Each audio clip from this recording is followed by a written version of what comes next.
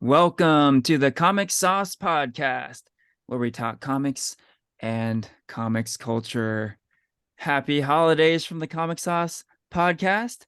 I am Henry Liu, and today I'm joined by Christian Diadamo. Christian, how are you? Hey, doing well.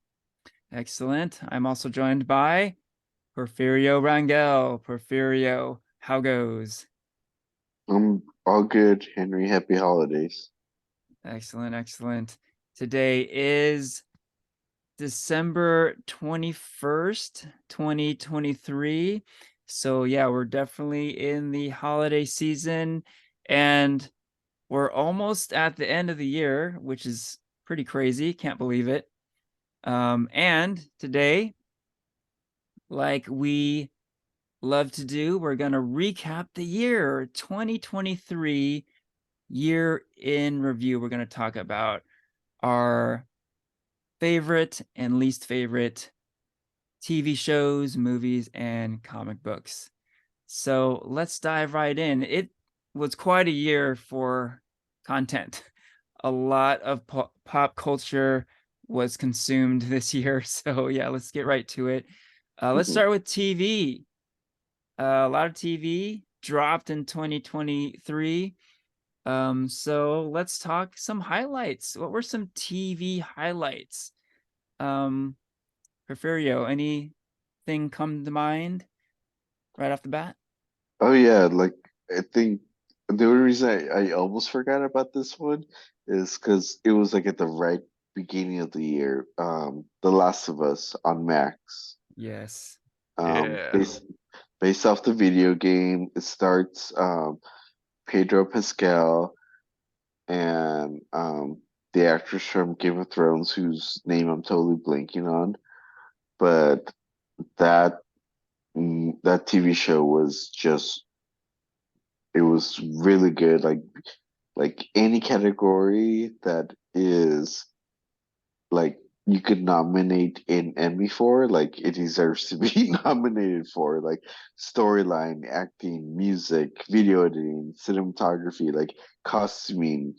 It was like A's, tens across the board. Like even the episodes I feel like all of us thought would just be kind of like fillers were essential parts of the storyline that they wanted to tell. And it was a perfect balance of like being a good zombie TV show, but having plenty of like human drama in it. Um, it was just a really good TV show. Yeah. I'm glad you brought this up because it did drop very early in the year. So at the end of the year, it's been quite a while since it came out. So um, some may have, I don't know, forgotten about it, but it was so good, man. Like such a great show. Like you're saying, Pedro Pascal was awesome.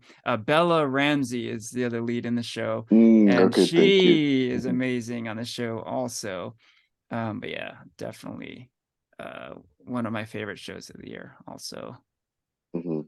Yeah, definitely one of my favorite as well. Like all around just like one of the best I've seen this year.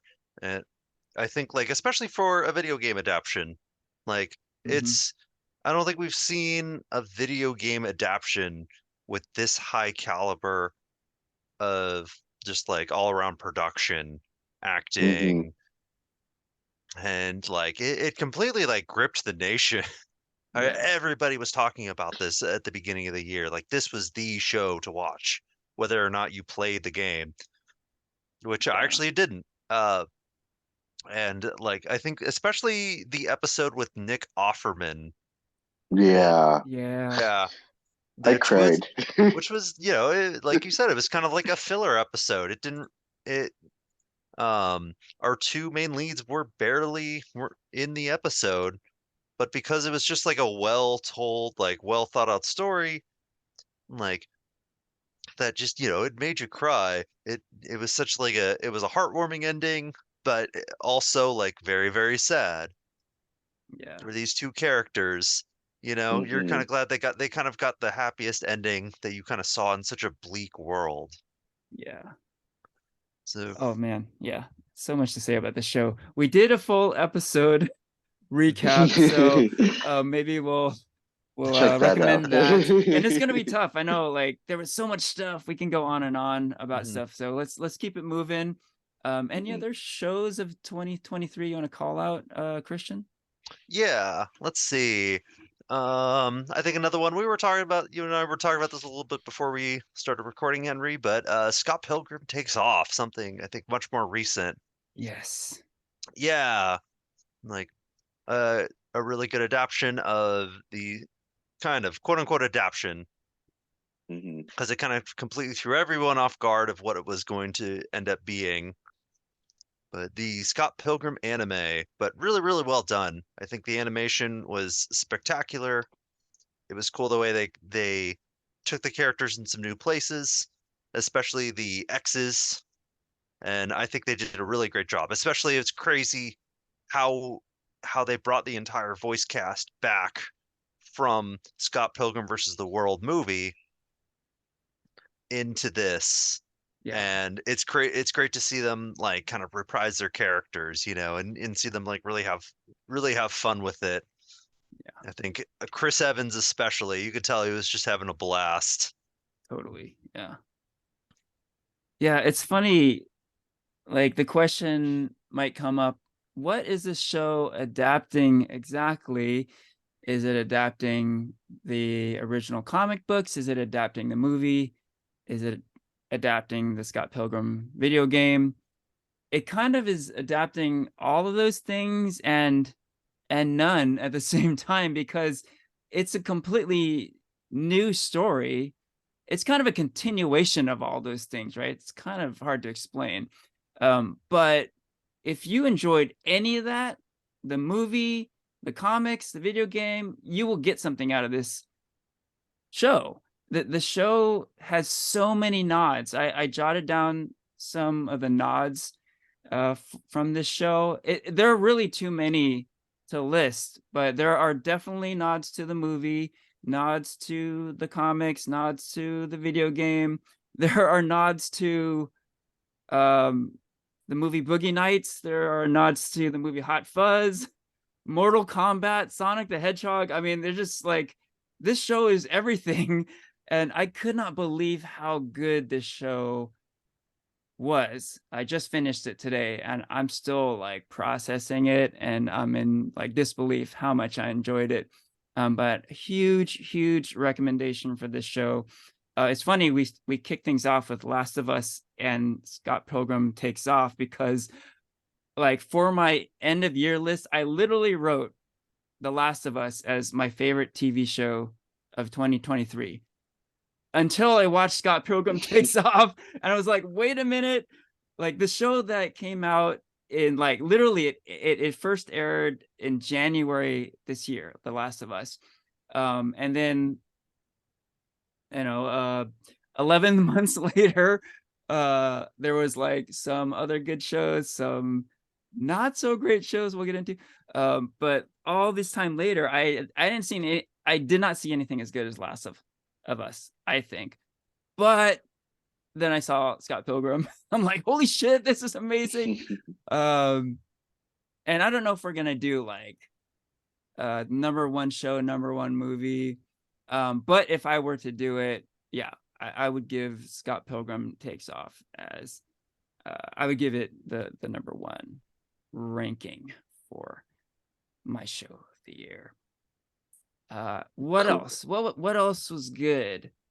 I guess I should give a disclaimer. And we usually do this with the year in review episodes, but usually we try to keep it like fandom oriented. But that's not to say we have to keep it in the fandom category. If there was a show or movie that is not really a fandom type show or movie, we can call it out if we really loved it or if we really hated it. Feel free to throw stuff out like that. And in that vein, I'm going to call out the show Succession, which completed its run this year. the final season dropped in 2023, and what a great show! What a great season! Not a fandom show, but I wanted to call it out because it's that good. Great show. Great finish to the show, and yeah, I got completely obsessed with this show this year for sure. Yeah, You guys saw and it. Any thoughts? yeah, and yeah, like before we get too much into it, like spoiler alert, we are gonna spill some, probably some spoilers for some of this content. Yeah, that's a good Um, point too. Spoiler alert for Spoiler alert. 2023 stuff. But no, like similar to you, Henry, I think you actually recommended it to us. You started like the Succession train for both of us, me and Christian.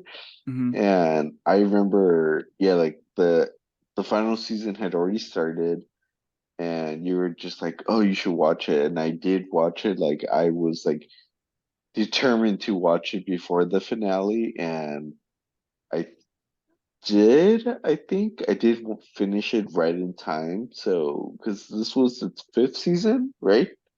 4 Yeah. is where it ended. Oh, Yeah, fourth fourth and final. season, Yeah. fourth season. So yeah, I like caught up, and that show, man, like the writing is just super good. Like the acting is good. Like the characters, you hate them so much, but you can't help but be interested and want to Yeah. know what they're gonna do. Yeah. Like they're all a bunch of a-holes, and like, but you just can't help but be like, oh my gosh, what is like she gonna do? Or like, um, the older brother whose name I'm totally Oh, blanking on, Ken. Ken. Ken, Ken, How's Ken gonna fuck this up this time? right, exactly. And even the dad, like he's the biggest like fucking a-hole of them all, and even I think Yes. his character was the most I was interested in. Like his character was the one I was like, okay, like what's gonna happen every time his character is on screen. But it was a good show. It was, yeah, it's a good show for sure. Yeah. It's funny to watch a show where you don't like anybody, but still be so invested in it. It shows you how like quality the writing is, where there's no Um, action. Like hmm it could have easily, it's a show about, of course, like CEOs, because so you could very easily like go into the like drugs, nudity, like over the top, like stuff like that. But it never really does that.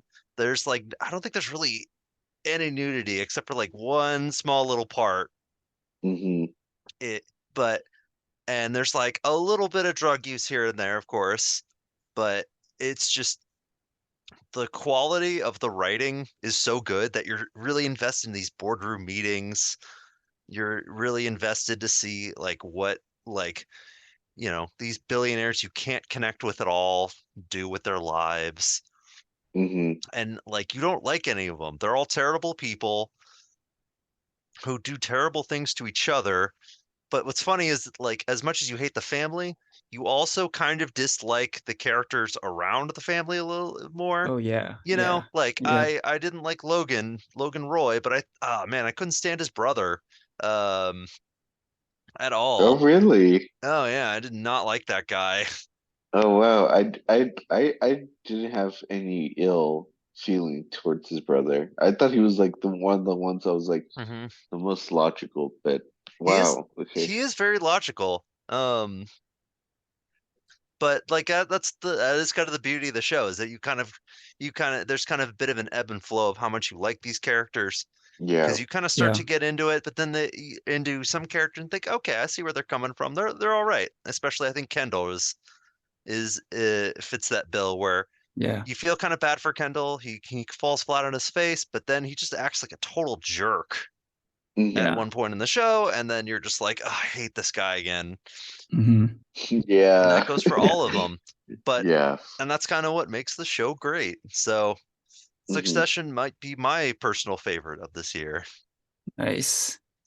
Yeah. Just one last note on Succession, but it is pretty cool that we're bringing up this show on essentially a fandom podcast because it's not a fandom show, and it is kind of cool that we enjoy the show so much where there are no superheroes, there are no giant kaiju, there's no lightsabers, there's Zero no action at all. no No, gunplay, like no zombies. yeah, no horror elements, but it Mm-hmm. is like the writing and the acting is just so unbelievably good. Mm-hmm. Yeah, great show. Mm-hmm. Okay, let's keep it moving. Maybe we can talk about shows we didn't like so much. I definitely had a few. Do we want to call out any shows? Oh wait, maybe before we do that, um, interestingly, we haven't brought up any Marvel or Star Wars TV shows. And I was, there's a reason for that, but it doesn't mean we hated all of them, right? So I mean, Porfirio, I know you in particular enjoyed Ahsoka. Maybe you can talk about that yeah. a little bit. Yeah. Oh yeah. Ahsoka was one of my favorite for sure this year. Like we did a whole episode on that. You should listen to it. Like that one was fun Yeah. recording with you two. Yeah, a little combative, a little bit. But Ahsoka was, I want to say Ahsoka was definitely on my top favorite this year. Yeah. Follows the former Jedi in training character played by Rosario Dawson, and it shouldn't even be named Ahsoka. It should just be named like Rebels Season 6 or whatever. Right. But yeah, Ahsoka was definitely one of my favorite this year. Cool. Yeah, before we go to like the low lights, there were a number of Star Wars shows that came out this year. The Mandalorian season 3 came Oh out. I yeah. enjoyed that. Uh-huh. Star Wars Visions season 2 came out this year also. I enjoyed that as well. Both of those shows I enjoyed, but I didn't love them. They're not on like my best of lists, but I Mhm. did want to call them out. Um, yeah. So I mean, we can maybe start getting into shows we didn't enjoy so much. I think Ahsoka is maybe a good pivot point because I did not really like that show as we know. Yeah, Yeah. I wasn't just hot on that one. I wouldn't say it's a least favorite. I was like, I thought it was all right, Yeah. I think I Mhm. may have been a little bit lesser on that, but yeah, just my one thought on Ahsoka was, and I did talk about that in our episode, so I don't want to go too long, but like I was just kind of bored with the heroes of the show. The heroes on the show were just not interesting to me at all. And it made me think of like the original Star Wars trilogy. And I grew up on those movies and they're very beloved, but I think a lot about like the heroes in that trilogy, Luke Skywalker and Han Solo and Princess Leia, and like they're like so great leading characters, and you're just rooting for them and you want to know what happens to them, and the way they play off of each other is so cool and so interesting and hilarious. And that was completely lacking with the Ahsoka show. Like I could not care less about the protagonists on that show. So I'm gonna go rant again on that show. So I'm gonna stop now. But that's just my one thought on Ahsoka. Yeah, I don't think it's gonna be like on my worst of list, but I did not enjoy it, and it's definitely more of a low light than a highlight for me. One day I need to get you and Christian to for you guys to watch Rebels and then come Mm, back and watch Ahsoka. okay. And then Yeah. we'll have this conversation again. Get the full picture. The full picture conversation. Fair enough. Fair enough. Okay. But one show I want to call out, and you just mentioned it like 5 minutes ago, is Mandalorian. Like I totally forgot that show. The Mm, season 3 aired this year. And I'm surprised because Mandalorian, like I would have said like, oh yeah, that's like a show that every season I've said that it's good, but this season I just totally forgot it happened. And not to say that it was a bad season, but just to say like kind of how unforgettable it was, or how forgettable it was. Yeah, it was. Yeah. It kind of was in a way. Yeah, it's too bad because I really like season 1 and 2. Like, but like it felt like there was a kind of a steep decline in season 3. Yeah. It felt like it did feel like a much lesser quality, and it felt like I don't know. It felt like some stuff they were building up over the course of seasons 1 and 2 just kind of vanished. I think, of course, the big one is like the Dark Saber just kind of breaks. And Yeah. is it? Mm. Yeah, the like big item that he fought Moff Gideon for, and like he was learning to use, but he just kind of hands it away, and then it breaks. Um, and I think like of course, it's kind of continuing off the Book of Boba Fett, and so Grogu's training just kind of like completely changes, and yeah, like it was definitely like I think one of my more disappointing shows of 2023, Mm. unfortunately. Interesting. Interesting. Okay, continuing on with the lowlights. So we've gone this far with our TV recapping, and we haven't even talked about Marvel yet. So this is telling because year after year, well, I should say since the birth of Disney Plus, I've always mentioned like Disney Plus Marvel shows among my favorites, right? Like Falcon and the Winter Soldier, etc. Um, but I gotta say, I was hugely disappointed in the MCU TV offerings this year. So let's call them out now. So we did a full episode on Secret Invasion. So tune in there for the full recap. But across the board, the three of us were very disappointed in that show.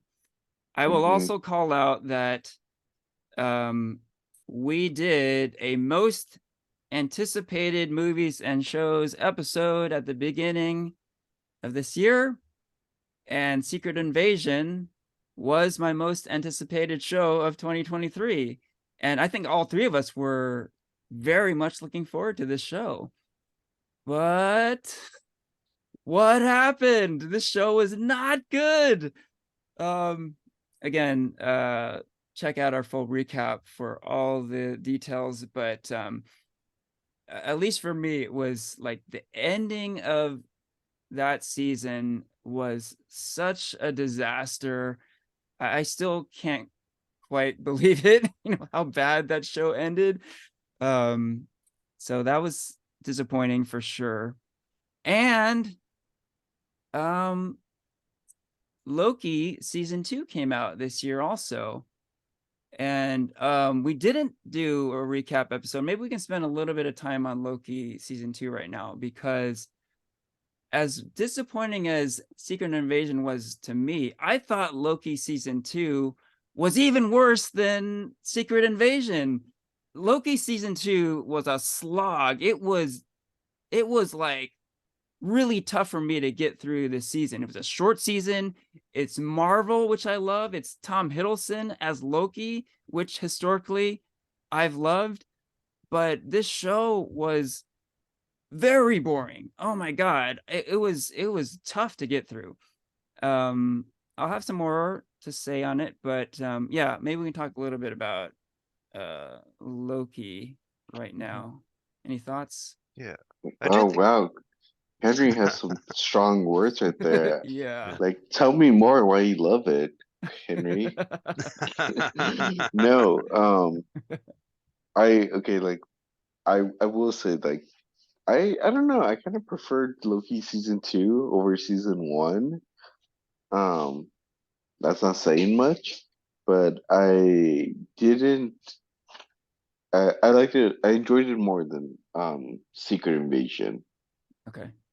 Um, I enjoyed the first part of Loki season 2. I felt like there was a good sense of uh like something was at stake, like which was the the branches. That's what they were called, right? Mhm. The the sacred Right, timeline. right. Yeah, yeah. And I felt like it really had that like intensity of like Infinity War, of like what are we gonna do, how are we gonna fix this, and each time they like came up with a solution, like there's a whole nother conflict, and I really really love the acting that uh that one guy who was like in the Goonies and everything everywhere all at once. Do you know which actor I'm talking about? Ke Kwan. Yeah, yeah. I think I really enjoyed him in that show. The second part of the show is where it lost me, and where I can agree with you, Henry, and be like, this was a mess. Fuck this show. But I don't have as strong feelings as you do, apparently, for that show. Christian? That's funny. I'm a bit of like I actually quite liked season 2 of Loki. I wouldn't say it's one of my favorites of the year, but I was pretty happy with it at the end of the day. I liked Ke Kwan as Ouroboros OB. I thought he was a great little addition to the show. I thought that I enjoyed the characters. I also liked the way the TVA, the set design was of Mm-hmm. it. I liked the look and feel of the show, how it kind of felt like this world outside of time, and like there's a bit of a time travel aspect, bit of a spoiler for the second half, but I like Loki kind of gains his godlike time powers and is able to just like replay points in time. And I think there's definitely an argument to where I could see why you guys didn't like that. Of course, I see where you guys are coming from, and of course he's very much like too powerful, in terms of I think superheroes. Super he could just control time, he can do whatever he wants. But I actually kind of like that kind of Groundhog Day loop that he was in, and how he was kind of playing the same moments over and over until he kind Mm-hmm. of gets it right. Uh, And I did enjoy how it ended. Um, like I said, it wasn't my favorite, but I think this could warrant like a whole episode. I wouldn't mind doing a whole episode on this one down the line because I think it seems like we have a lot to say that we probably want to flesh out for later. Uh-huh. Yeah, definitely there's some potential there. But just in response, real quick, yeah, I do agree with the look of the show. I thought it was cool, but I felt like we got that in season one. We got a lot of TVA stuff in season one.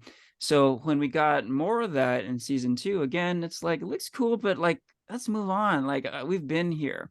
So I wasn't like particularly interested in that.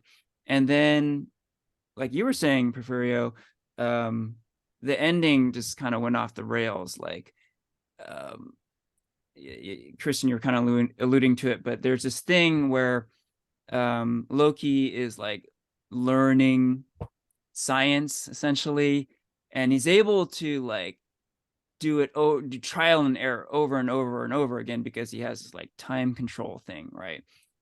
So even though he continually fails, he's able to like go back in time over and over again. So he just gets a little better each time, and they show it to you over and over and over, and like I was like, Mm-hmm. can we just move on? Can we get to the next part, please? And it was very tedious, and also there was like no narrative tension at all because you know that he can just continue just like doing it over and over again, so you know he's going to get it eventually. So it Mm-hmm. was completely boring to me. But here's the bottom line for me, and that's, like I was saying before, I love this character. Loki's so awesome in the MCU previously, and Tom Hiddleston is amazing as Loki, right? But as the Loki that I love, which is not this like this sciency guy who's like who's kind of glitching out all season long. Like I don't know what was going on with him. But like Loki is like the evil, conniving god of mischief who wants to rule the world and like is fighting superheroes. Like that's the Loki I want to see. And so what did I get with this show? 2 seasons of like this weird, trippy, surreal world, which again looked cool and really the look of it is why I the main reason I like season 1. But like season 2 completely lost me. This is not the Loki that I love. This is Loki doing stuff that I have no interest in seeing, period. So that's the bottom line. And it's just becoming a Loki recap podcast. So let's move on. Yeah, okay.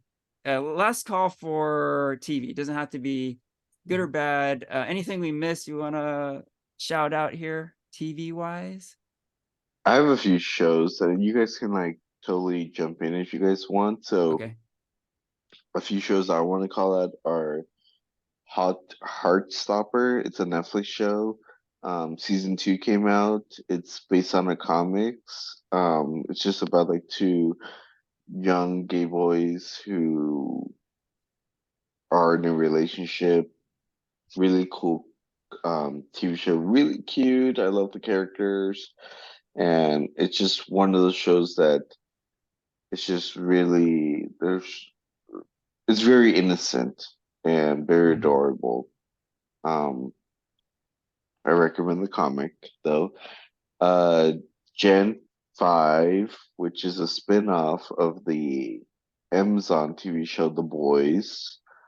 Um, like the best way I could describe this show is think of it as like Xavier's School of the Gifted, with all these like superheroes or kids who have like the the blue stuff in their system, and they're trying to like just learn how to be superhero and get all that PR training and stuff like that. Like I said, Xavier's School for the Gifted, but very rated R, very hard rated R. Mhm. There's a lot of nudity, a lot of gore. Yeah. And the last show I guess that comes to mind that I want to call out is the anime Demon Slayer, and that was season, which one was it, Christian? Season 3, 4? season 3, the Swordsmith Village. Okay, yeah, season 3. And I enjoyed it. I know you weren't the biggest fan of it. Um, it was really cool, like seeing the characters again and seeing them take out like two of the upper level demons. Um, I thought it was pretty cool, but you have other thoughts, right, Christian? hmm I mean, I didn't hate it. I just thought it was like the fights were really good, the animation's really good, uh, and like you saw some cool stuff this season. But most of the season is just like once the fighting starts, it doesn't really stop, you know? And Mm-hmm. like they kind of move away from two of your main characters. They kind of two of like your main crew kind of leaves in favor of, and they bring in two other ones who I wasn't as into. They didn't really have the build up that your main crew did, that you Mm-hmm. kind of got invested with these few seasons. And the new ones, I was like, it's okay. And then they kind of like, oh, well, we got to flash back to their tragic backstory in the middle of the fight. So, I mean, it's still more Demon Slayer. Yeah. Like it's still like you still get some of the best animation you're ever gonna see. Mhm. I think the whip sword was like really cool. Oh, the one that the female Demon Slayer had? Yeah, the like pink whip sword I thought was really Yeah. cool. That was unique. I was like, what the hell? You know? It was definitely unique. Oh, hey, real quick disclaimer. I've been talking a little bit about how disappointing Marvel TV has been. There is another MCU show that is technically going to be a 2023 release that hasn't even started yet, and that's What If season 2. They're going to have a run at the very end of the year. Too late for us to talk about in our year interview episode. But that's my hope is that show will have be a Redeem. bit of a redemption for Marvel TV for 2023. We can't talk about right now, but that's my hope. So just a disclaimer Fingers there. crossed. Yeah. Okay. Any last thoughts on TV for this year? All right. Oh, I got some. Were you all finished with your kind of shout outs, Porfirio? I think so. And if Oh, I have any more, I'll say it after you. well, I'll start by shouting out some DC TV that I really like. Really just one show. That's My Adventures with Superman. It Oh, was that like was good. they're like Warner Brothers Animation trying to make an anime type show, but with the Superman character. And I really liked it. I thought it was like it felt very classic, but also very modern at the same time with the way they handled Superman and the world of Superman, as well Mm, as it's fun to see a lot of different anime references. I really like the kind of I won't say what it is, but there's a bit of a twist with the Kryptonians that they do that I really liked. And I thought the way they handled it was really well as, it's kind of done from Lois's perspective, and I really liked it. So I do highly recommend My Adventures with Superman. Um, ditto on that. I agree with yeah. Christian. That was a good TV show. A- Another. Oh, yeah. I was gonna say a really dark horse. I did not expect you to like it as much as I did. Yeah, same. Like, I think from like the trailer, what I loved, I was like, ah, it looks kind of corny, whatever. Western Studios doing anime is, I don't know about that, but I thought like it was really good. I really liked the voice performances and like kind of the twists, as well as like kind of the way they kind of weaved its narrative in.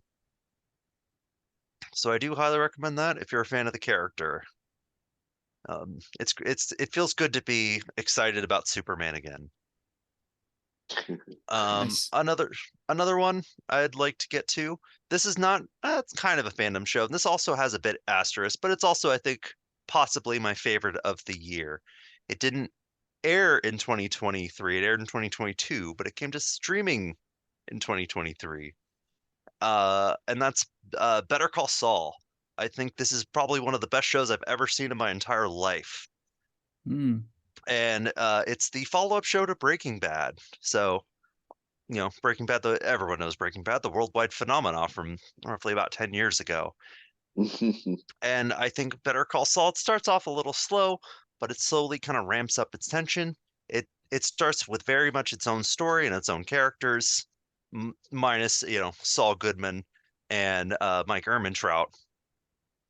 And at first you're like, where's this going?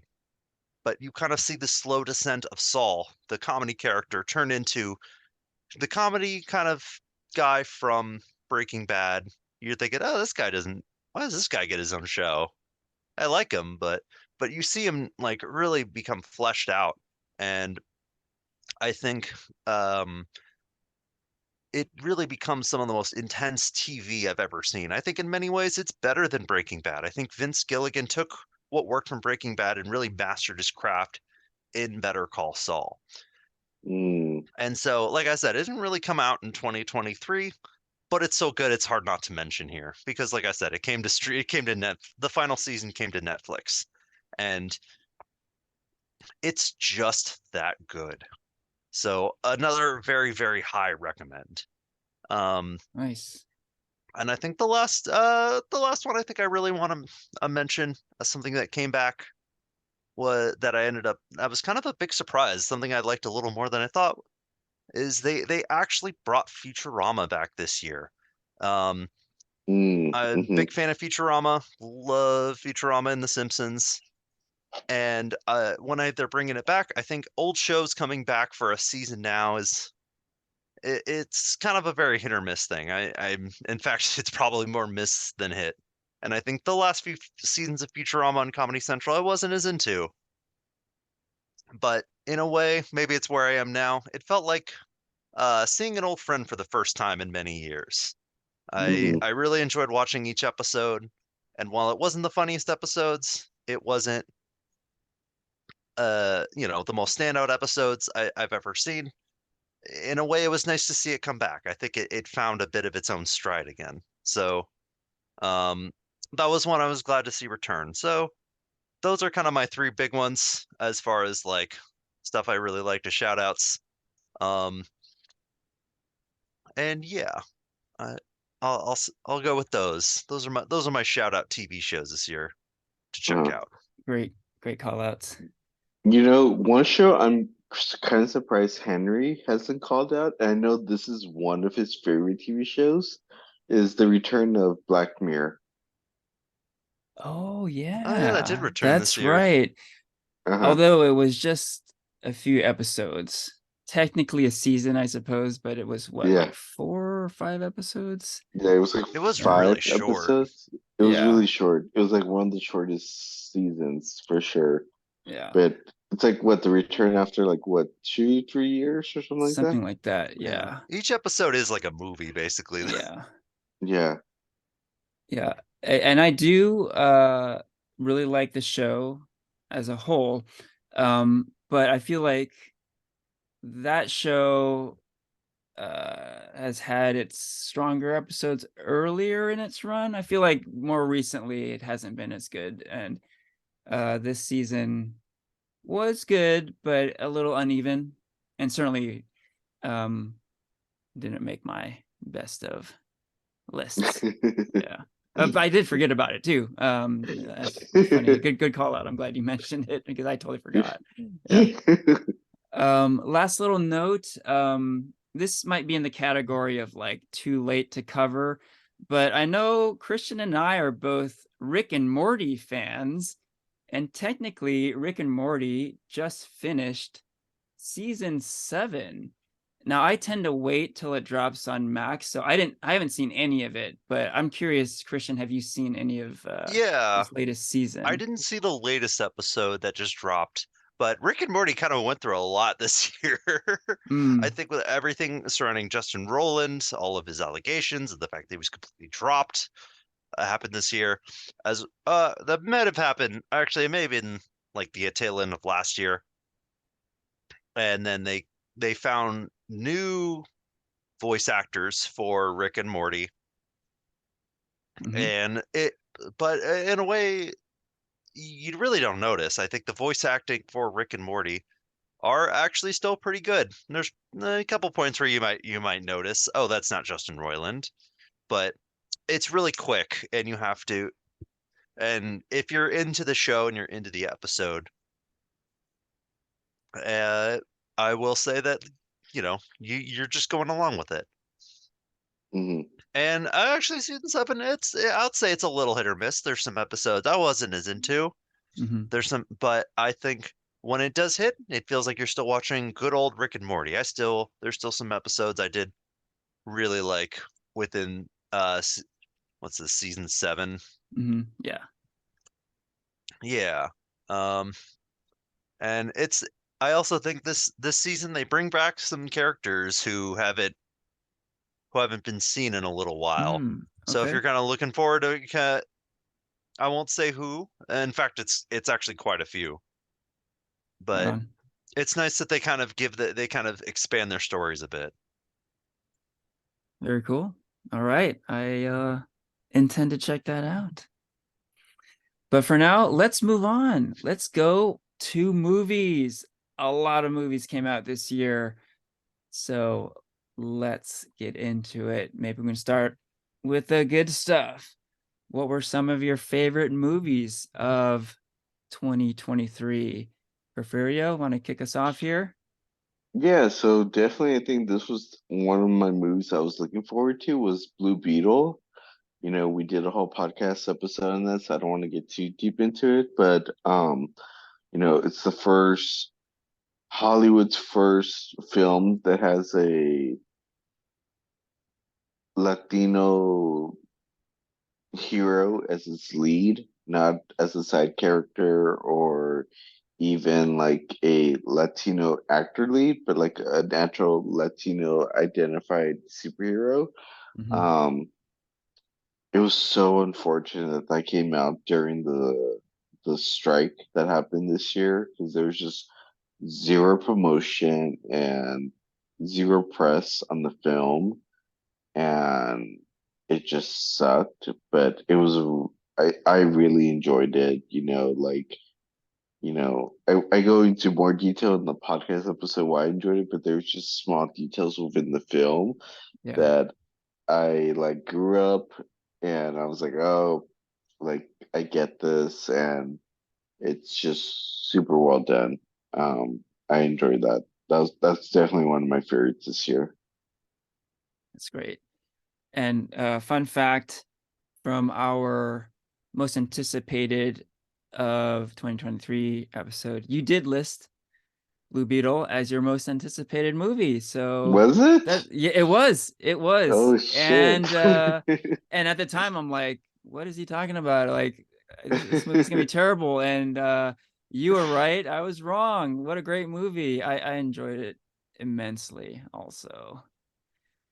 What else? What else was good? Um, yeah. Also throw out another superhero movie. Which I also did. Blue Beetle was also a very nice surprise. I'm glad I enjoyed it as much as I did. But one movie I really really liked was of course Spider-Man Across the Spider-Verse. Yeah. Oh yeah. Mm-hmm. Ooh, the animation was probably some of the best I've ever seen in a movie. I think the way they blended animation was pretty amazing. I think Mm-hmm. the I really like kind of what they did with the characters, where they took them. Of course, I think we were kind of disappointed by the fact that it was very much a part one of two. Mm-hmm. Now, being here now, as opposed to it kind of when we reviewed it, we're a little more unsure of when it's coming out now than I think back then, because this was, the writer strike happened, the actor strike Yeah, happened, that's right. and it seems like production of this movie completely halted, which is, you know, makes you're a little more worried about what part two is going to look like when it at all said and done. But I think what we have now is, I thought was pretty amazing, spectacular even. Mm-hmm. But um, whether or not it's as good as the first, I'm not sure. But I did think they hit it out of the ballpark again. Good call. And I just wanted to add my 2 cents here. I was very hard on this movie when we recapped it initially. This one we did do a full recap episode also, so check that out. But yeah, upon subsequent viewing at home, I enjoyed it quite a bit more. I think getting past that cliffhanger ending was really tough for me when I saw it for the first time with you guys at the Mm-hmm. movie theaters. But after I was able to kind of process that and get past that, I did really enjoy this one more. I still do think that the first one, Into the Spider-Verse, is superior. But what a great movie. Yeah. Seeing it again, I'm definitely putting this one on my best of list. Just What gonna throw. else? Oh, go ahead, Um, Kristen. I was just say, I think with the two together, it could be the ultimate Spider-Man movie. Hey, So we yes. throw out another Spider-Man thing here. Very appropriate for Yeah. Miles. Yes. Okay, what else? Let's see. Speaking of good Marvel shit, I was down on Marvel with TV, but Spider-Verse was great. Guardians of the Galaxy Volume 3 was phenomenal. Man, what a great movie.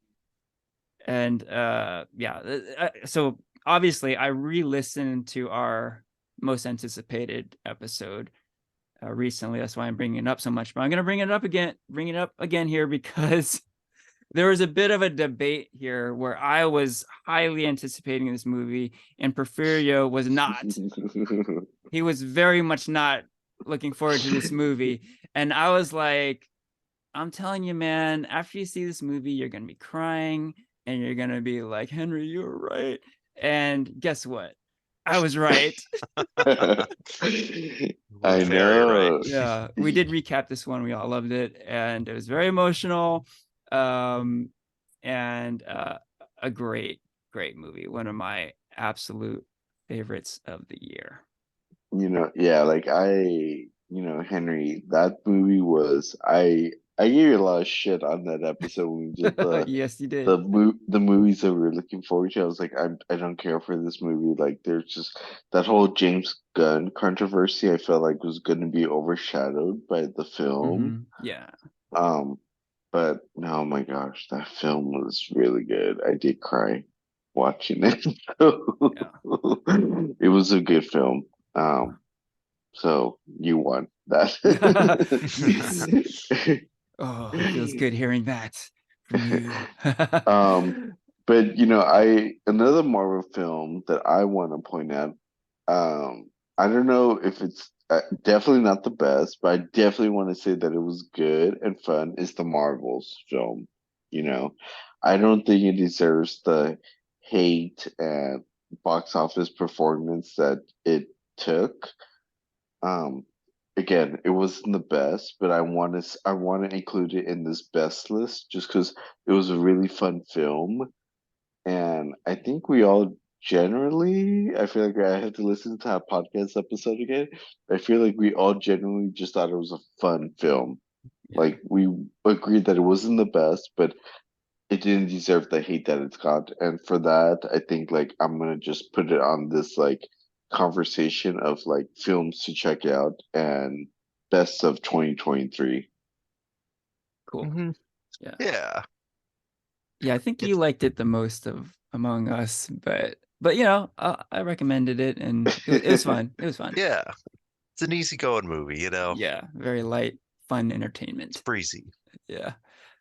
Hey, as long as I mentioned Guardians 3, you may be wondering, is Guardians 3 Henry's favorite movie of the year? So I was debating this and kind of a cop-out, but my favorite movie of the year is a tie. That's kind of weak, but I could not pick one over the other. The other movie is Godzilla -1. And the three of us saw this not that long ago. And I'm still like reeling from the experience of watching that movie. It is so good. Can't say enough, man. It's like the ultimate Godzilla movie. It's everything you want out of a Godzilla movie. That's pretty much like the bottom line there. Yeah. So yeah, we don't want to spend too much time on this, but maybe one thing I'll say is we enjoy Godzilla movies, and a lot of the times we say, let's get past the human stuff and get to the monster battles, right? And we felt like, the more recent Godzilla movies have done well with that. Godzilla versus Kong, Godzilla King of the Monsters, they kind of minimize the human storylines and just get to the good stuff, right? Get to the monster battles. With Godzilla -1, you did not want to get away from the human stories because the human stories were so good. They were totally gripping. They added to the drama of the movie and the stakes of the movie, and just every element of this one was like gripping. It was just completely gripping. And it was kind of odd because I am used to like, okay, let's get to Godzilla destroying Tokyo, let's get to Godzilla fighting another big monster. But this one I was like, wait, I want I'm fully vested in the human storylines with this one. Yeah. So a huge change. And then and that made like the monster action even better, right? When you Mm-hmm. do get the monster action, it's like, whoa, it just like it adds to the greatness of the movie. It's so good. Yeah, going off what you're saying, Henry, like, I would agree. Godzilla Minus One was probably my favorite movie of the year. I'm so glad we all watched it, like Yeah. before it became like trendy. Right. I don't Yeah. know. But like basically of what you're saying, like I think like like King of the Monsters and versus King Kong, there was a lot of like human storyline that I really didn't care about, but this one, I think just because like the story was just so well written and it just made Godzilla feel really like a threat, you Yeah. felt like that intensity, the um you just felt there, like I don't know if it was the cinematography or the music, but you just felt like why Godzilla is like not just a fucking awesome badass kaiju, but why he's also dangerous if you were Mhm. actually there where Godzilla is. Yeah. And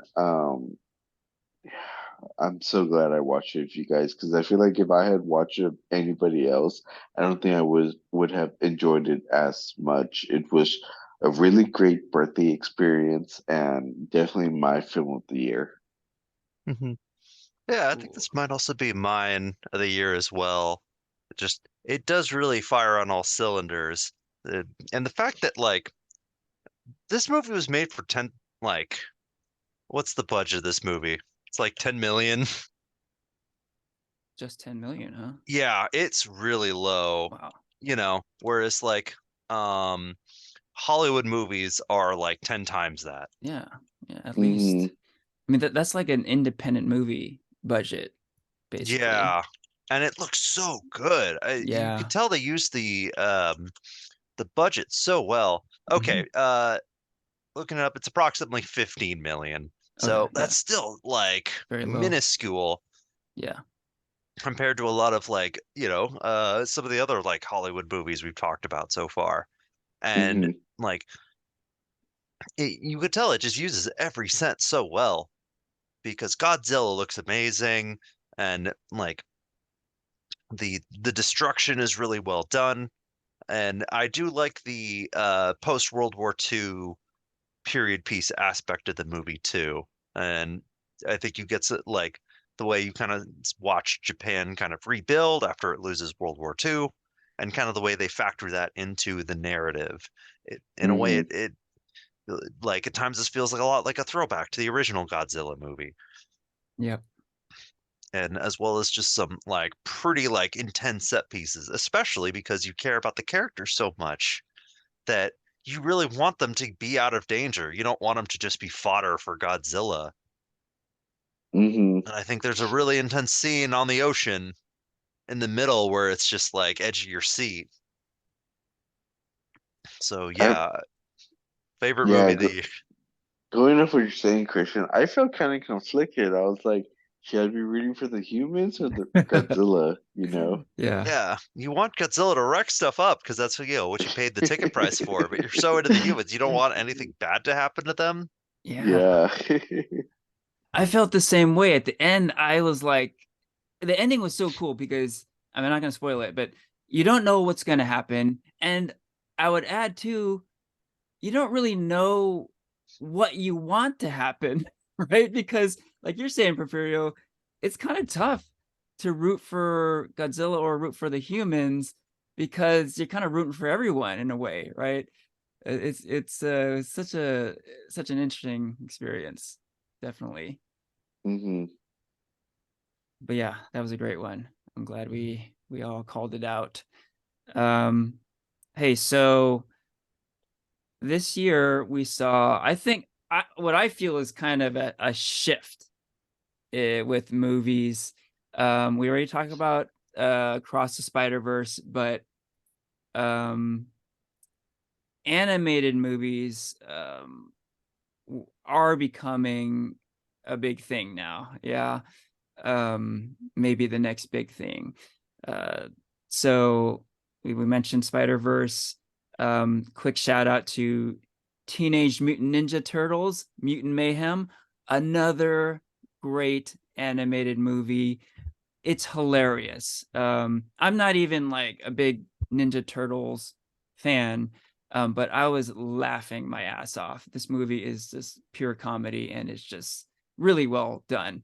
Great animation style, has a unique look to it. I highly recommend.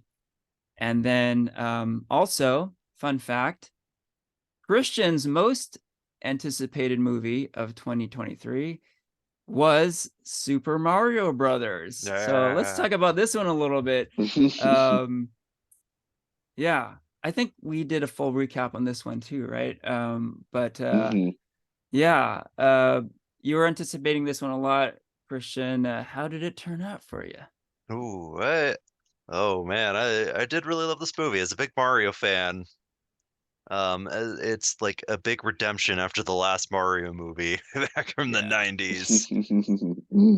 So much fun, really fast paced. Gotta love that Bowser's song Peaches made it to the Billboard Top 100. Mhm. Like this movie So, was like a phenomenon when it came out back in like I think it um, was March. the song is also not nominated for Golden Globe next month. That's Yeah. right. Amazing. And so yeah, this movie is just a ton of fun. It does feel like it feels like you're playing the video game, you know? It's Yeah. fun, it's fast paced, you get a lot of great platforming sections. And of course you get all your, all the references, like every scene contains some sort of reference, it feels like, to something Mario, you know?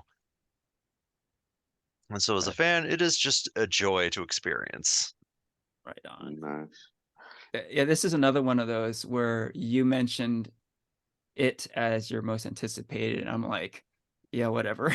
I probably won't even see this one. I probably won't care. And then I saw it and it was completely blown away. Yeah, great movie.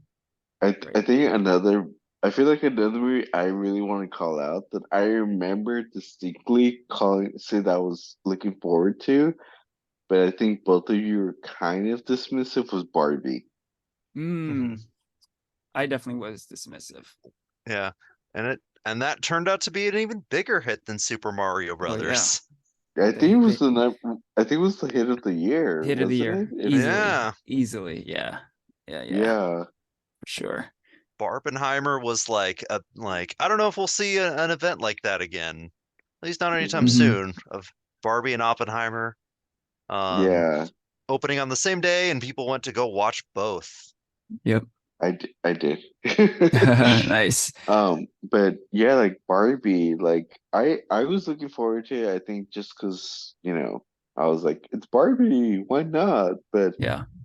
I did not expect it to be as good as it was. Like it was super awesome. The music was super fun. It was just a really fun movie with really great messages and the acting was great.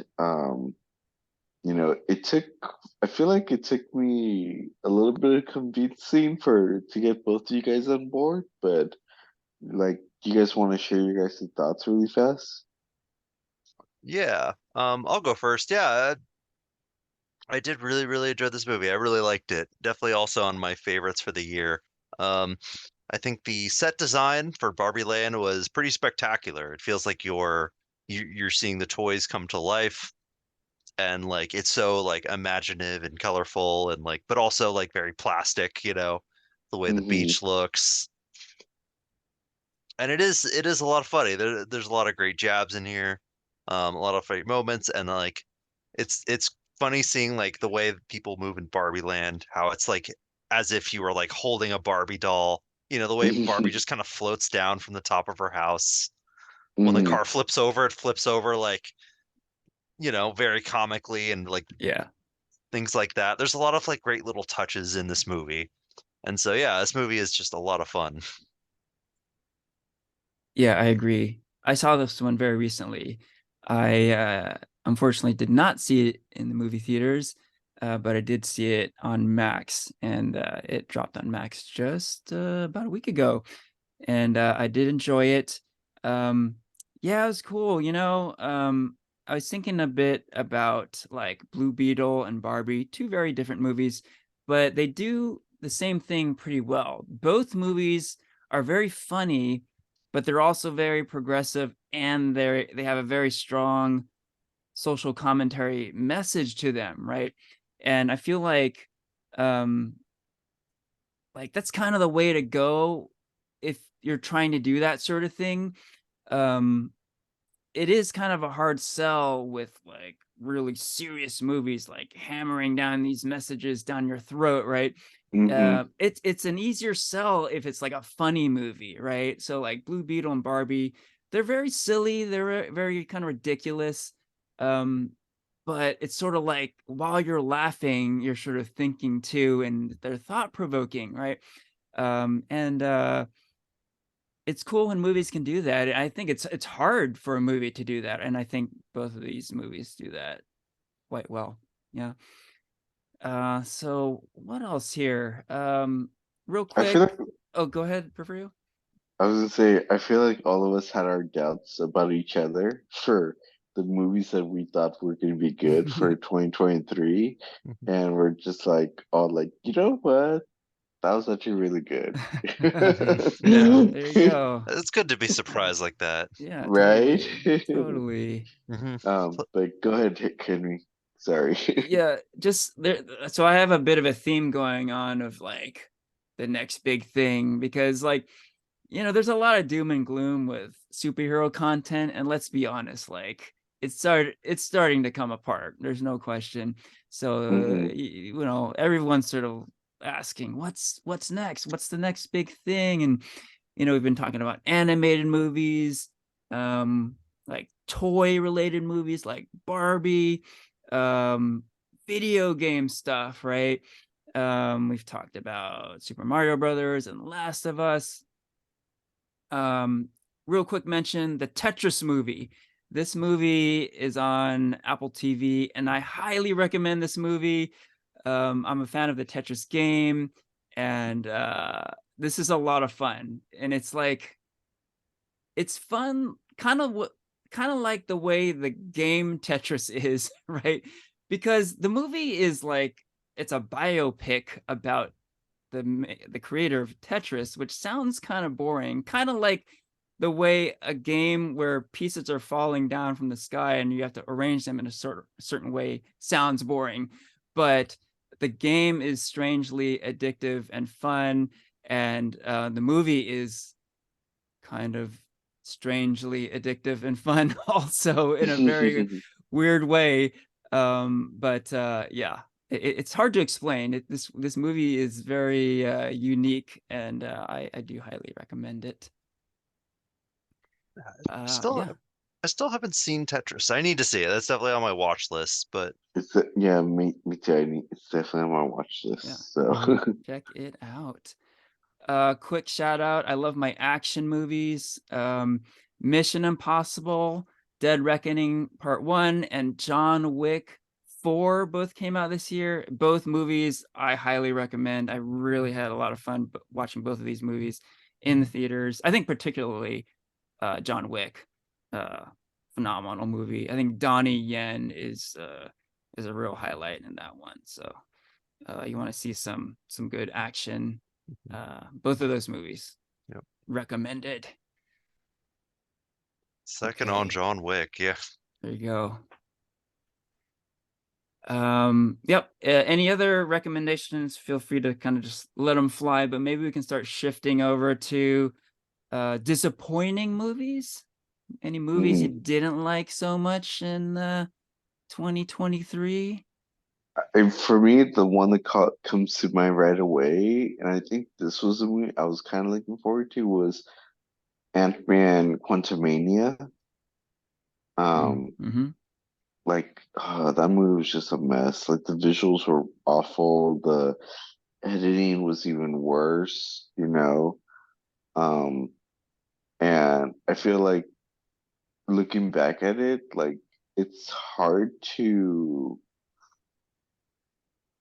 um I guess appreciate it now with this whole like Jonathan Majors drama coming about. It's just like I don't know. For me, it's just like can you even like appreciate like his acting in that film? Because he's a great actor with like this whole Yeah. drama that he's put not just the MCU, but like I guess how fans feel about him, kind of in a funk, you know? Because I wouldn't say the film, or yeah, I will say the film itself is bad, but the his acting was I saw him as like a major threat, you know, as King the Conqueror, and even as he who remains in Loki. Um, but now like the recent verdict of him being guilty for domestic abuse and everything, like it's hard to separate like the art with the artist, you know, and appreciate the one good thing about that film, you know. Yeah, yeah. Yeah. Uh, I'm not sure. I'm not sure if I've seen a faster rise and fall than Jonathan Majors, because I feel like at the beginning of the year he was like the hottest actor. He was in this Yeah. movie. He was in Creed 3. Like, Hmm. Right. and, Creed 3 I liked.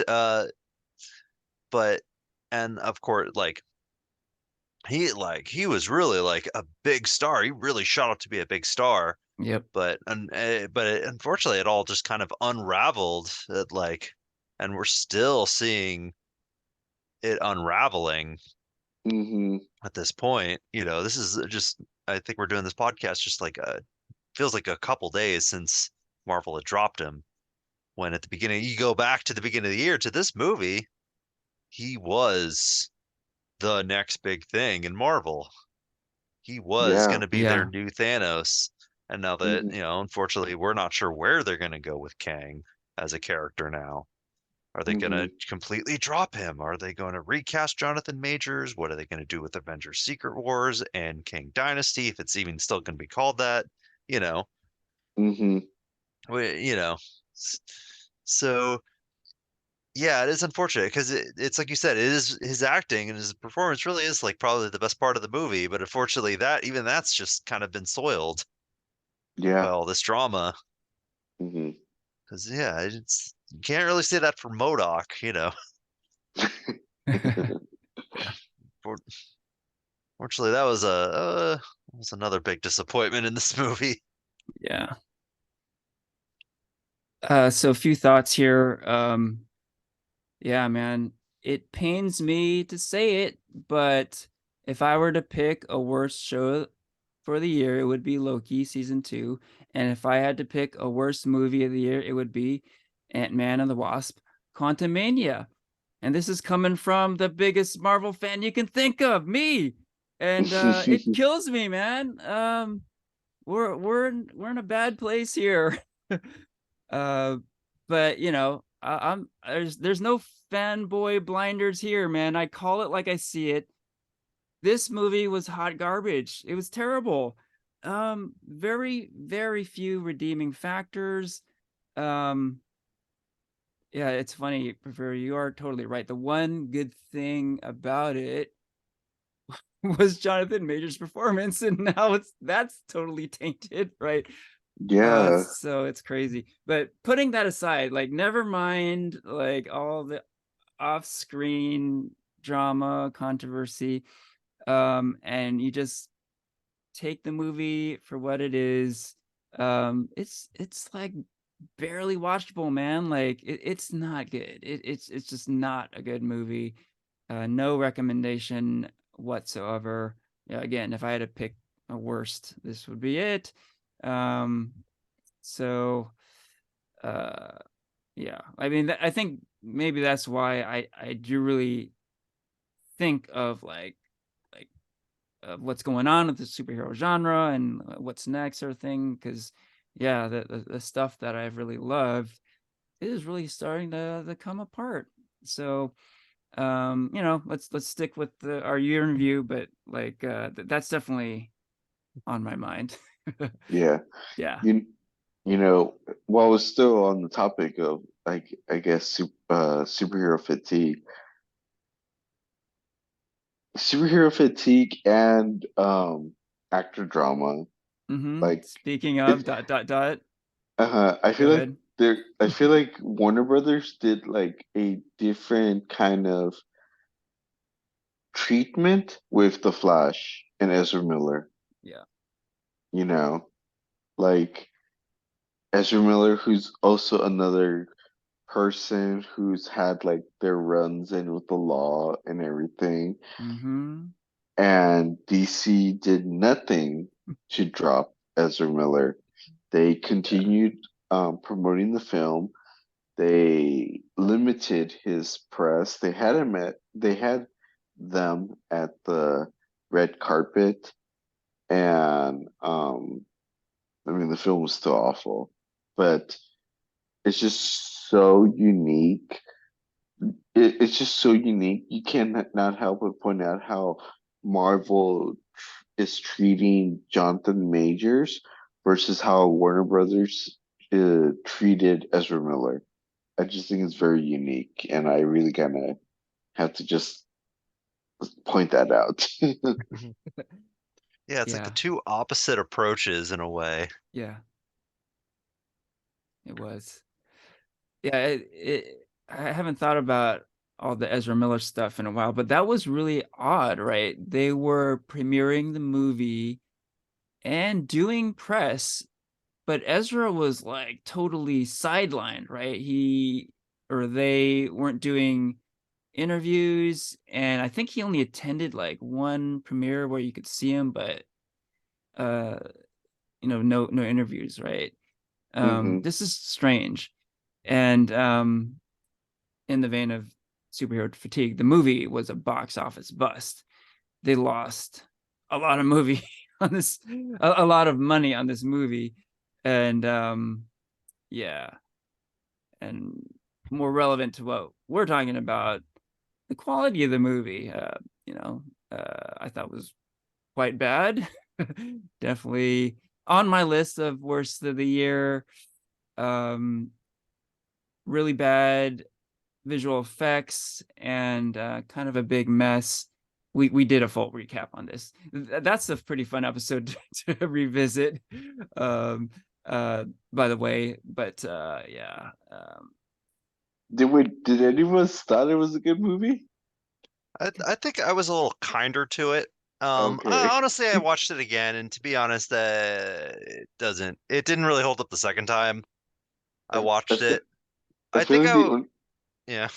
I was just say really fast, like I think the only one who I felt like had the kindest words to the film is not even the person who's here, which is Rainier, you know. Yes. Yes. Yeah. But go ahead, Christian. I remember liking it I was like, okay, this is an okay movie. Um, I do think watching it a second time, the flaws did stick out a little more, and I think Ezra Miller's performance was like, okay, this is a lot more grating. Mm, Rewatching this. I think you kind of want to see it because you see you want Michael Keaton to really like, kind of save it for you. I really like Michael Hmm. Keaton's Batman, and I really Hmm. like Sasha Calle's Supergirl, Hmm. and like kind of the way they kind of. And I'm a bit of a sucker for some time travel stories, there so you go. I probably wanted to like it a little more than I thought I think I did. I think I did. Unfortunately, sometimes that's just how it is. I think that yeah, um, DC overall had a pretty awful year. Yeah. In terms of box office revenue. The Flash is definitely the poster boy for that. Yeah. Um, Yeah. but if I could pivot to what I think is the worst movie that I've seen this year, a Go different ahead. DC movie, that would actually be Shazam: Fury of the Gods. Mm, Oh Well, yeah. I think, yeah, it's kind of a movie everyone forgot about because Mm-hmm. it because well, while the Flash was he's a much bigger character, and like this movie's got Batman. They really put a lot of money behind promoting this movie. Shazam just kind of came and went. It kind of felt a bit like an afterthought. It felt like, you ever watch a movie where just you feel like, no one really cares. You this movie felt like going through the motions. You know, if anything just reminds you of your superhero fatigue, it's this movie. It's Yeah. Shazam: Fury of the Gods, which is too bad because I thought Shazam 1 was pretty good. I thought that was such a sleeper hit Hmm. back in like 2017, 2018 when it came out. It was such a nice surprise, and I thought like it was one of the big highlights of the DC like EU, but this one is, I think, like quite the stinker. I guess Aquaman comes out in a couple days. We'll see how that goes, but this movie is just, nobody cared, and therefore I didn't care.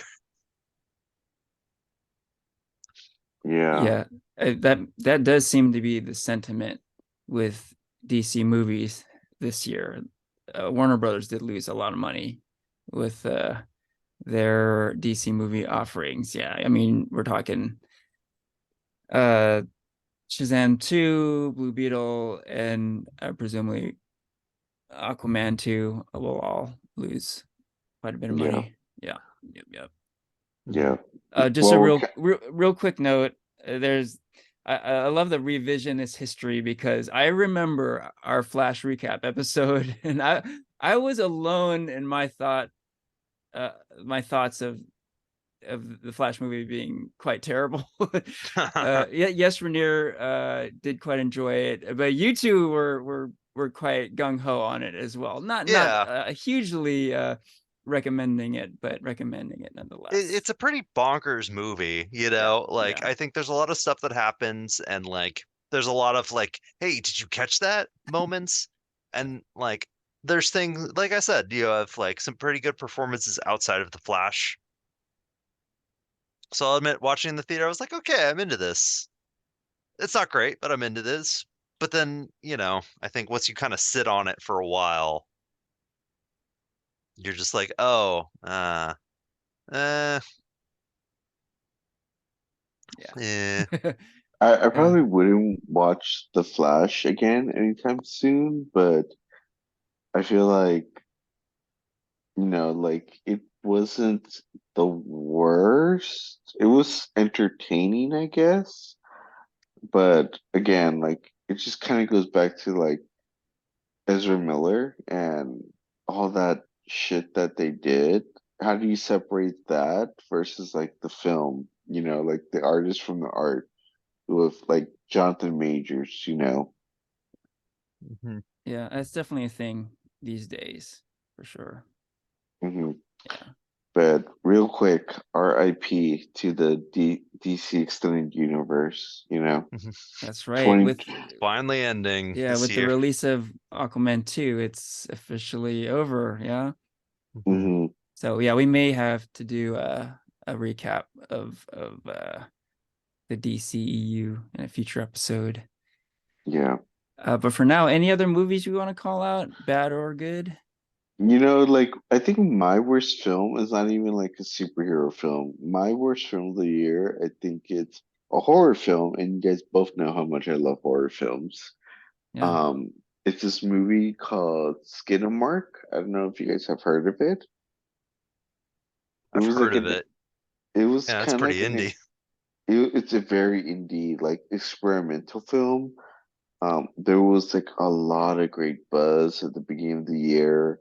um, that it was doing so well and everything. I remember I went to go watch it, and I think it's been the only film, at least that comes to mind for me, where I walked out of the theater. Like I Mm, found it so stupid and slow and not entertaining. I was like, this is where's the buzz? Why did people praise this film? Like, I had to walk out of that theater. I don't know what people were smoking on to think that that film was good. nice call out. Mhm. That's the beauty of movies. You just don't know. You never know what you're gonna get, Mhm. really. Um, I got some call outs. I'll kind of bring it back to movies I generally liked this year. Um, let's see. One that hasn't been called out that I actually did quite enjoy. It's not quite a video game movie, but it's the thing that a lot of video games are based on. Dungeons and Dragons: Honor Among Mm, Thieves. Unfortunately, this movie didn't do all that Mm, well. It kind of came out right around the same time as Super Mario Brothers, and I think it fell under the radar. But I think uh this movie was a lot of fun. It manages to capture that Guardians of the Galaxy feel, but in a fantasy D&D setting, and it's fun to see the different D&D monsters. You have the Baldur's Gate City, and I think it nails the party dynamic really well. It's almost like it's like a campaign that you would play with your friends, and I think the movie kind of works to mimic that feeling really well. mhm. So do want to give a quick shout out to that movie. good call. Yeah, I did enjoy that one as well. I want to give a quick shout out to I don't think I talked about it. The latest Studio Ghibli film, The Boy and the Mm, Heroine. hmm. Um, yeah, I saw that when it first came out a few weeks ago, and you know, it's like all of his work is very like countryside, very nature friendly, very fantasy, um, fronted, and it's just so like beautifully done. The storyline, I think it's a little bit out there and a little bit like confusing, but which one of his films isn't, you know? Yeah, yeah. And so it's a film I really do recommend. It's very beautiful. The visuals are very beautiful. And one person who we actually saw live a month ago is actually voicing it. It has a really good voice cast. Mark Hamill is in it. Um, Christian Bale, Robert Patterson, Florence, what's her name? Florence Pew. Pugh. It's amazing voice cast, and it's a good film that I do recommend. Good call. Hmm. Okay, any final movie shout outs? We've covered a lot. There was a lot that happened this year. Yeah, a Yeah, that was a lot. lot that A happened this lot of year. a lot of movies, a lot of shows. Wow. Probably more than next year because of Mhm. the strikes. But Oh yeah. yeah, yeah. A lot of good stuff, a lot of not so good stuff, but a lot. A lot, a lot. Yeah, it was definitely an Yeah, interesting year for movies. yeah, yeah. Yeah, maybe a little more quantity than quality, but there was definitely a lot of good stuff. Mhm. Definitely. Yeah. As we've been talking about. Okay, to wrap up, let's talk some comics. So with comics recaps, um, it's always tough to be on top of all the latest stuff. So with comics, we do this thing where it's like the best comics we've read this year, not necessarily released this year, but that we've read this year. So maybe we can talk about that some. Yeah, do we have some comics recommendations that we read just this past year? Porfirio, you want to start us off? Yeah, sure. So one comic series that I'm currently reading and still going on is actually a unique crossover between Wolverine versus Predator. Hmm. It's it's unique because it's like two great hunters are going off against one another, and I feel like you would think like, oh, Wolverine is obviously gonna win because of his healing factor and everything. But it takes a little bit of a turn, like a twist, because like the way it's written, it's being written that Predator is actually like the better hunter. So he's always like thinking like one step ahead of how Wolverine fights. And so he gets like the upper hand and the most and many of like their hand to hand combats or even like far away like combats. And I've only read 3 issues. It's still going on, but each issue happens in like different points of Wolverine's lives. Like it's an ongoing battle with the same predator, but their battle always ends unfinished because like something happens, whether it's predator gets injured or Wolverine like has to go away to recover or whatever. Hmm. Um, but it's just really interesting game, kind of like that, like suspense of like what's gonna happen and how they're hunting each other. But I kind of like that it happens at different points of Wolverine's time in his life because it it's kind of like each issue is I guess like a sequel, like a movie sequel of like, okay, they're reconnecting.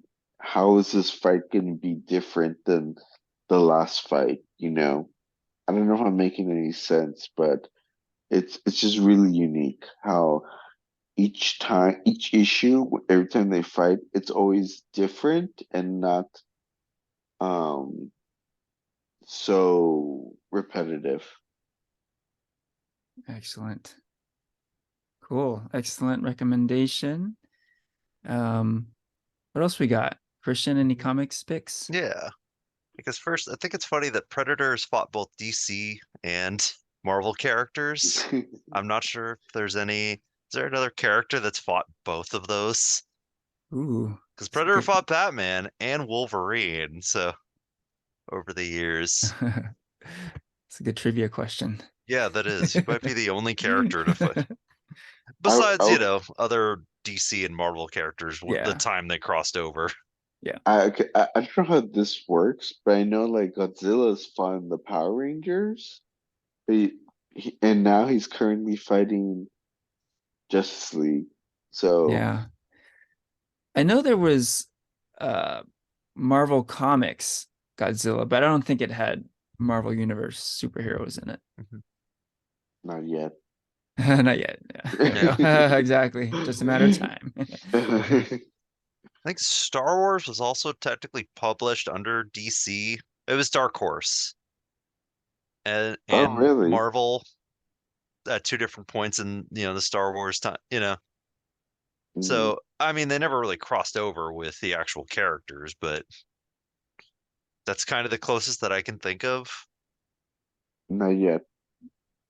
Um, but let me get into my little comic recommendation. I think one that I'll go over the one that I've kind of been currently reading, besides catching up on Scott Pilgrim because I like Takes Off so much. I think one that I've kind of always wanted to get into but never really gotten just around to was actually Akira. I'm finally reading that now. I'm 3 volumes in out of 6, and oh, I think it's great. I think the artwork is amazing, and it's more visual than dialogue. There's not a lot of dialogue, so it actually goes by super quick because the artwork is so outstanding that you just kind of soak yourself into the page. And I think the way he kind of creates this cyberpunk world is pretty amazing. So this was also written in 1982, 3-ish. So this is like the genesis of the cyberpunk genre. I do love cyberpunk, and this is kind of the first. This is kind of the genesis of it. This and Blade Runner over in the West. I'm not Mm. sure when when Blade Runner came to Japan. So I don't think that really had any influence. I think that this just takes a lot of from its own sense of influence from the way that Japan looked at the time and where he thought he was going. So it's cool to see two completely different sides of the world, pre-internet, of course, kind of come into this genre, this like specific subgenre of science fiction Hmm. at pretty much the same exact time with Yeah. very similar takes just based on how they viewed technology and the world was going at the Yeah. time. So it's really great to see. And of course, Akira's, a phenomenal movie. Can't recommend the movie enough. And if you're a fan of the movie, I really do recommend checking out the manga as well. Glad I'm finally getting into it. Awesome pick. Yeah. And that is so cool. Like that whole idea that Blade Runner and Akira basically originated around the same time, independent of each other, right? But they like impacted the world so significantly. And like, I don't know, something was in the air at the time, or I don't know what was going on, but it's just fascinating, the timeline of it all. Yeah, Mhm. pretty cool. Okay, so comics. Yeah, so I definitely read a lot of comics this year. As usual, I did read a lot of Marvel comics. I think Spider-Man stuff, in particular, um, which I did enjoy, but my comics picks are not Marvel. Um, they are other publishers. So first up, we did an animated movie episode earlier this year, and I covered the Invader Zim movie. I think I even talked about the Invader Zim comics a little bit too.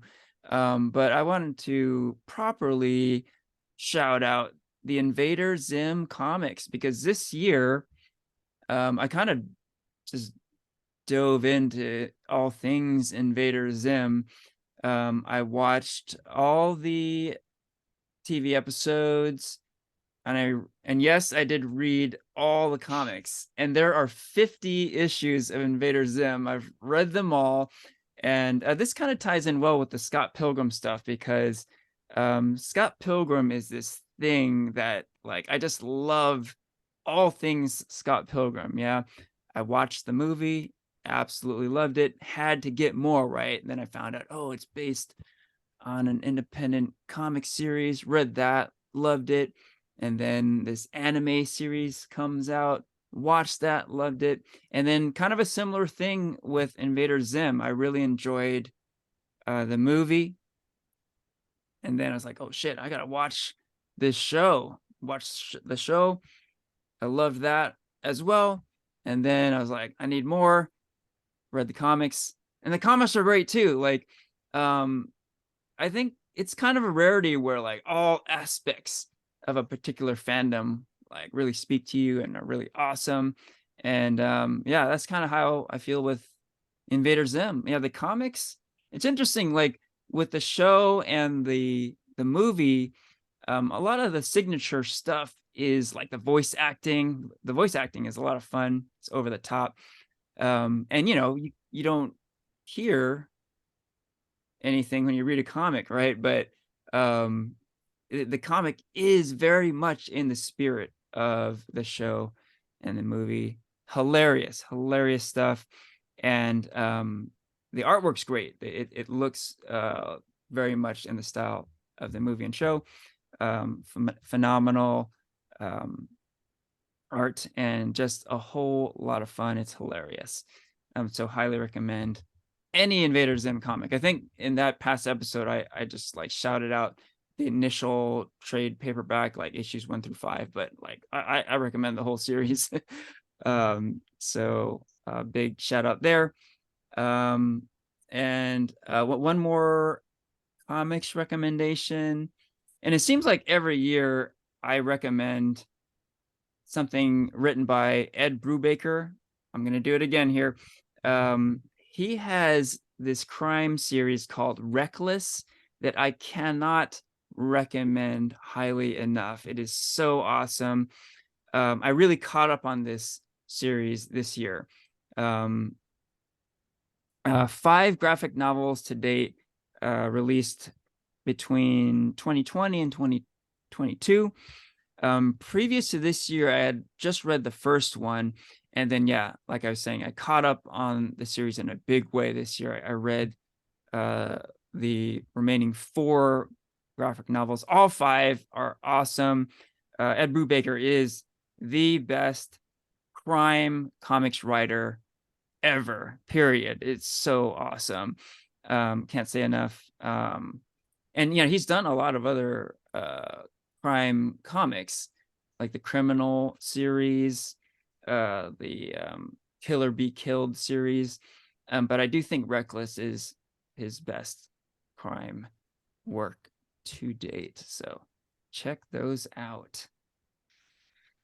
And with that, we can wrap up the year. This is Farewell from Henry, Christian, and Porfirio.